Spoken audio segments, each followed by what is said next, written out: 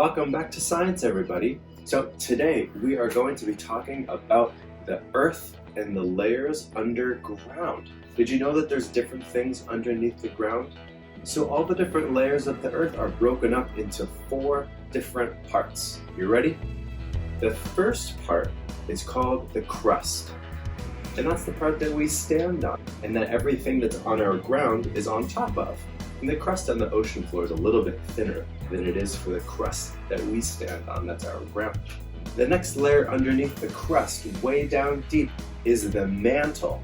And the mantle is made up of so many big rocks, and it gets very, very, very hot. One of the special things about the mantle is it's the thickest layer in our Earth. That means that it goes on for the longest. And another special thing about it is that when volcanoes erupt, the magma and the lava that happens comes from the mantle. Pretty cool, huh? And if we go a little bit deeper, after the mantle, we have the outer core.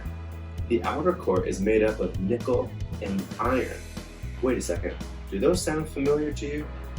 Do you remember last week when we talked about magnets and the magnetic field that the Earth gives us, so our magnets know which ways to point, north and south?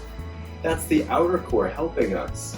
And the other thing about the outer core is it's liquid and it moves around. And if we go even deeper, we finally have the core of the Earth. And the core of the Earth is, you can think of it like a really big solid ball. It's also made up of iron and nickel, just like the outer core. But the difference is, guess what? The Earth has so much pressure, the more you go in, the harder everything presses. So the inner core is like a big ball and it doesn't move around.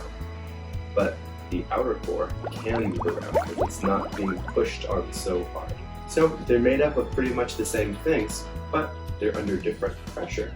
Do you want to know the last thing that's really special about the inner core? Scientists say that the inner core is as hot as the surface of the sun. Can you believe that? That is so hot. So now it's your turn to test what you learned. You can draw a picture of the different layers of the Earth, or you can talk about what it is that you learned, and I'm excited to see what all of you have to say.